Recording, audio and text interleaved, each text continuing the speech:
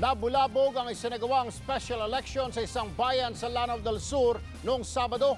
May nagwalang poll watchers at may naitalaring pagsabog.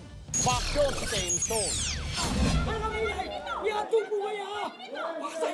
Nagwawala ang poll watcher na ito ng abutan ng News 5 sa isa sa mga polling center sa bayan ng Binidayan, Lanao del Sur noong Sabado. Sa gitna kasi ng special elections, itinaboy niya at ng kanyang kapatid ang mga umano'y flying voters na bitbit daw ni Colaudato Molok, tumatakbong alkalde ng bayan.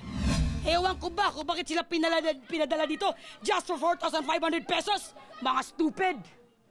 Na ngayon, ako lang nasa labas, may watcher doon, magboboto sila, walang watchers.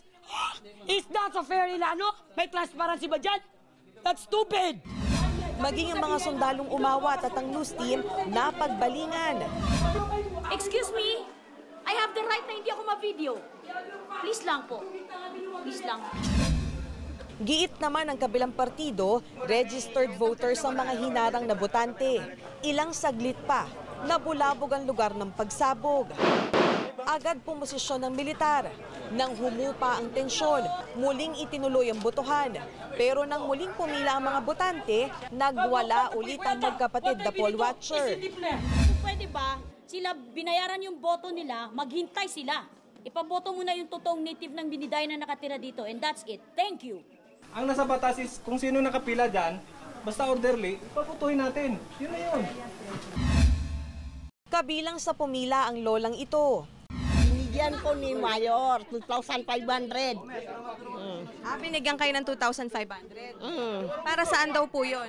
Allowance ko. Allowance. Allowance po dahil kamag-anak o allowance dahil boboto?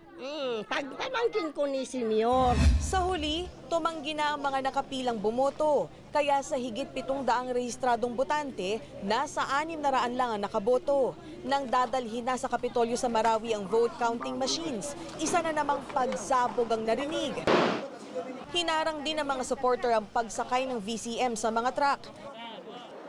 Kaya ang ending, sa isang covered court nag-transmit ng election results sa mga otoridad. Itinuloy naman ngayong araw ang special election sa bayan ng Tamparan. 2 presinto muling pinaboto matapos magkagirian sa lugar noong Sabado. Inagaw kasi ng supporter sa mga balota mula sa mga pulis na tumayong Special Board of Election Inspector. Naging maayos naman ang takbo ng special election sa Barangay Alobo sa Santa Cruz, Marinduque.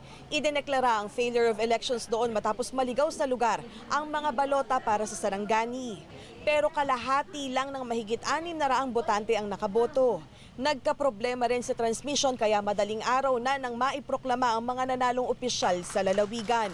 Umaaksyon bilang Pilipino, Kim Son, News 5. Be sure to come back. Use 5 everywhere. Copyright 2016.